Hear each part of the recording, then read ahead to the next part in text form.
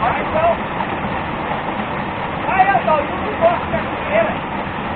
Ah, daí o barco pode ir lá, treinar e voltar.